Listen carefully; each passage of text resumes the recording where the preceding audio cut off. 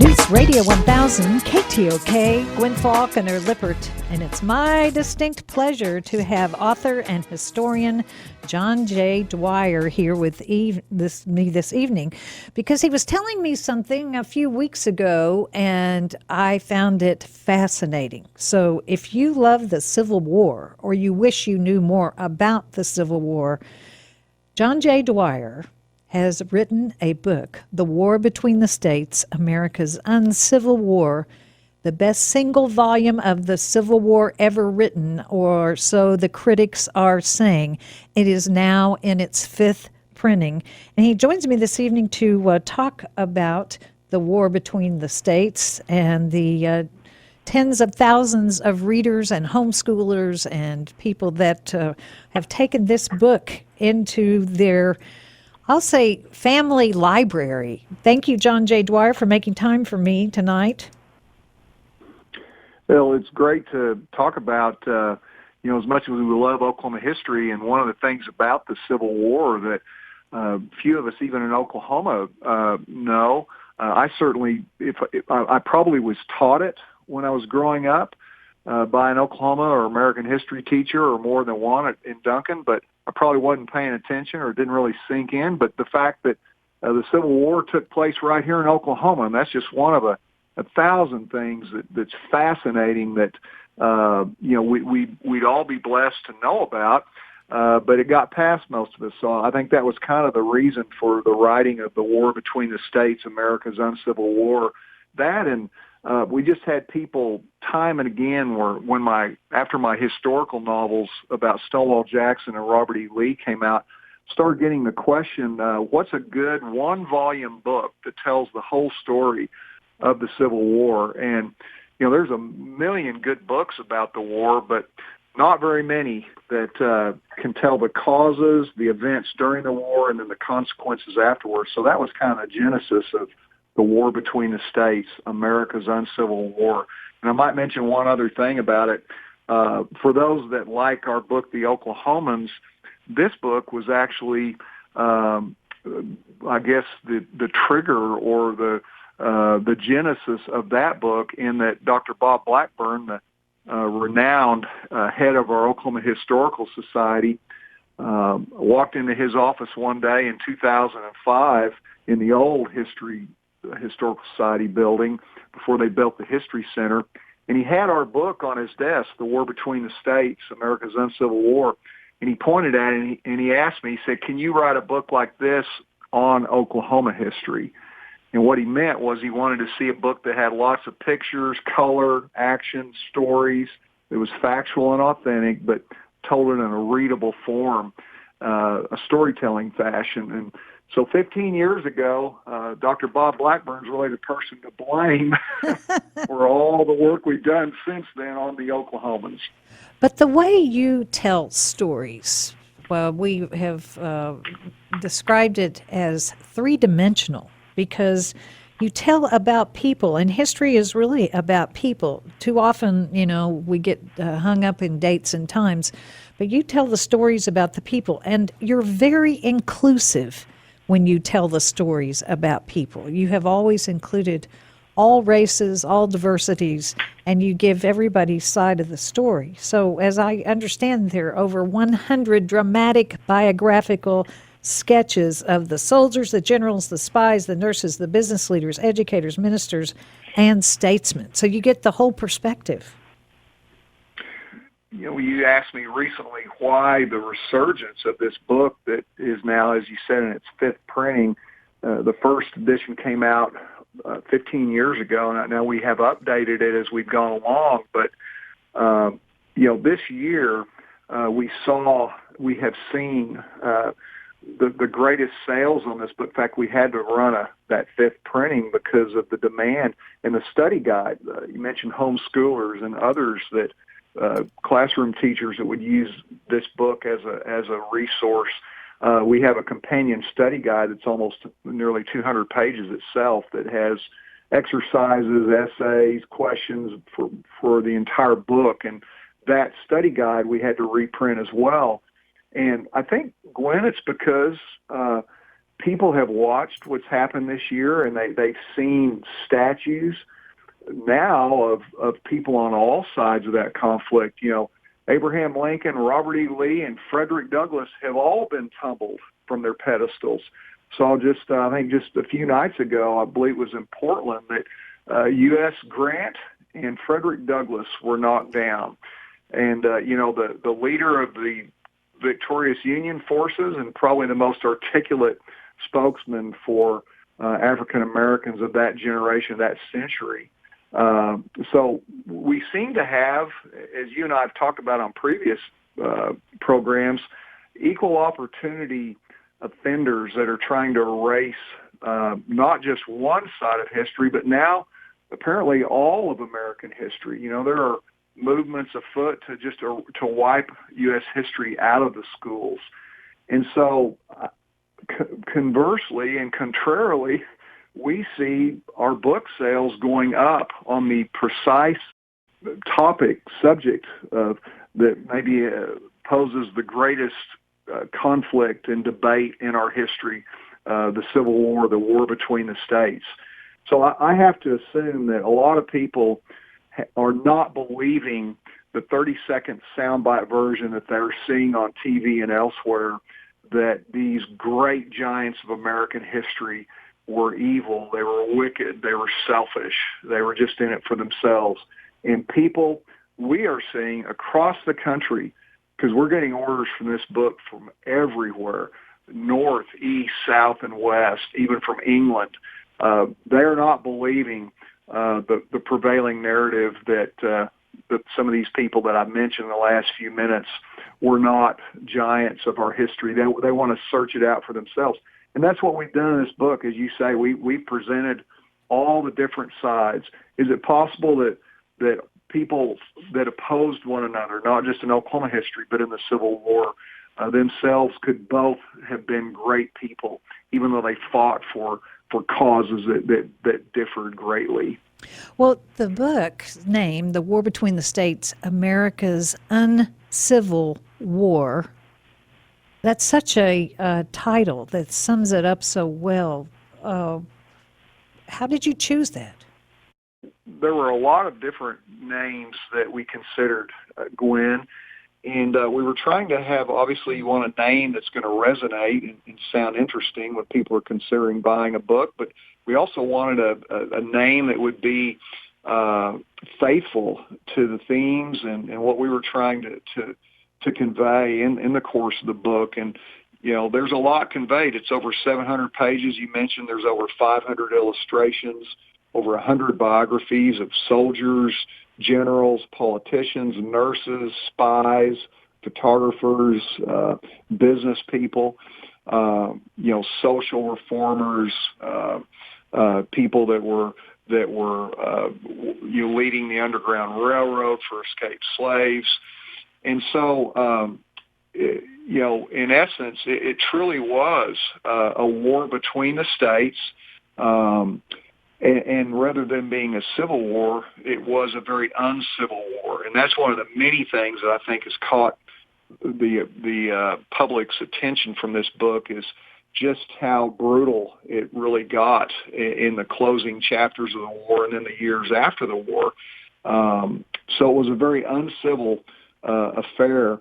And, we talk about, for instance, some things that are not commonly discussed in this day and time. It wasn't Walter Williams, a great African-American economist. He challenges the notion that it was a civil war. He said, a civil war is something where there's a fight for control of a government. And he said the Civil War of ours, the war between the states, was no more a fight over control of the American government than the War of Independence was, the American Revolution.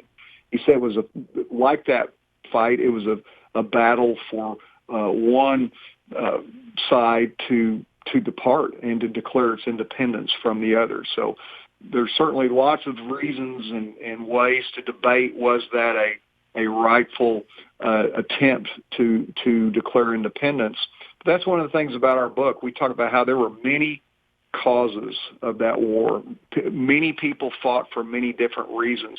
slavery, of course, was a very powerful and driving issue, but it was far from the only cause. For instance, here in Oklahoma, and of course our Oklahomans book, as you know, has nearly 40 pages just on the Civil War in Oklahoma.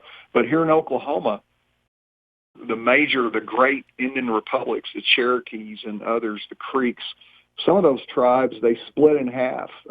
They had factions fighting for the North and the South. They had slave owners on both those sides. In other words, the ones that were fighting for the North, many of those Native Americans owned black slaves, just as those fighting for the South did. So obviously slavery wasn't the driving issue. We're going to have to pick it up with John J. Dwyer there. If you want to see about the war between the states, go to johnjdwyer.com. More with John when we come back. News Radio 1000 KTOK, Gwin Faulconer-Lippert here with you. Author, historian John J. Dwyer joins me this evening. Of course, you know that he has won the National Will Rogers Medallion Award Literary Contest for Western Literature twice, and he's here this evening to talk about a book that has become so popular it is now in its fifth printing. It's called The War Between the States, America's Uncivil War. Now, John J. Dwyer actually got a degree from OU in journalism, and throughout there did some sports radio. He started a newspaper in Texas. He went to the theological seminary. He's had quite a life. But what brought you to history, John J. Dwyer? You know, I was raised in a home, Gwin, in Oklahoma, where it was just, I was very fortunate that history was all around us. My mother raised my younger brother Paul and I with just a constant diet and an encouragement to read, to watch, to study history and heroes. My father is, I think you know, was a World War II veteran and served 3 years in the Pacific in the U.S. Army. And those experiences, which I've talked about elsewhere and written about, contributed to his life ending early. We were both very small children, my brother and I. And so he was always kind of the empty chair at the dinner table that you heard about. People would talk about him. But so he was there, but he was just beyond reach. And so I think that, you know, just like World War II itself in a larger way was sort of the same way for our baby boomer generation. We were raised just with it all around us and yet just beyond us. There was always a mystery about my father as well as about World War II, and I think that contributed to me being curious. And, of course, in our generation, as you know, actors like John Wayne and Jimmy Stewart, Gary Cooper, and others, they played in these, Charlton Heston, they played in these epic historical films that on the you know, big movie screens that we would watch these stories that were so big and so powerful that oftentimes really were tied up with real history, the building of our country. And so I think for me and a lot of people in our generation, history was a very exciting thing. And of course, sometimes in our generation, as you know, the warts and the flaws of our history were not addressed. They were kind of covered over. Just like in later generations, it kind of, the pendulum swung to the other side to where, you know, you hardly would see anything good about our country. It would be presented in the worst possible light, which I think is what a lot of people are offended about by some of the events of protesters this year, that, you know, suggesting that America is not a good place, that it's even irredeemable, it's done too much wrong. Well, I disagree with that. And I think we're all here living, most of us, like kings and queens in the eyes of the rest of the world because we innovated, created, built, and sacrificed for this country. And now we who come in after them have, you know, soaked up so many of the benefits. Well, as we were growing up, we were presented with that view of American history that not necessarily was it perfect. They didn't say it was perfect, but they said it was something that was worth contributing to and building toward. And then you became a history professor at Southern Nazarene University. I mean, with your background, that just seems, you know how building blocks of life, people's lives fit together like a puzzle. And here you are, you're teaching at Southern Nazarene, and now you're the writer of history books. Well, even in my own life, and certainly in the greater sweep of history, Gwen, and those that have read my works know that I write from a providential Christian worldview. That means that there is a purpose to all things, that God, as the Apostle Paul wrote in the book of Romans in the New Testament, that all things work together for the good of those who love God. It doesn't say if you hate God that things will work out good for you, and it doesn't say that all things are good, but it does say that there's a redemptive purpose for the lives of people that follow Christ. And I realize that in itself is, a very hotly contested notion in this day and time, but it does animate what I write, what I believe, what I stand for. It also doesn't mean that I believe that everything just works out perfectly, that things in history, things like the Trail of Tears or, slavery or, atrocities against civilians, no matter who does it, that I think those things are excusable and can just be waved away happily like, well, it's all okay, it's in the view of God. No. When bad things happen, there's accountability for that. So I think, when I write my works, former Governor Frank Keating said that he agreed to write the foreword for our book, Volume 1 of the Oklahomans, partly because it wasn't whitewashed and sanitized. He liked the fact that we didn't try to gloss over where things bad had happened in our state's history, but we wrote from a view of patriotism and loving our state, kind of like you might have a family member or a parent or a child that makes you so mad, you get so upset with them sometimes, but do you quit loving them? And I think that's, Mark Twain said the most faithful patriot is the one that's willing to call his country out when it's in error, but that also continues to love that country and to try to work for its best. So I think that's where I'm coming from, that I believe God has an overarching purpose, that I believe we have been given a wonderful country, America, that's the idol of the world, and that it's worth, as JFK said so wonderfully, ask not what your country can do for you, but ask what you can do for your country. So the War Between the States is featured on johnjdwyer.com, and it has a wonderful, I'll say, movie trailer that gives you the essence of the book with sounds and photographs and drawings and music and everything. It's really fantastic.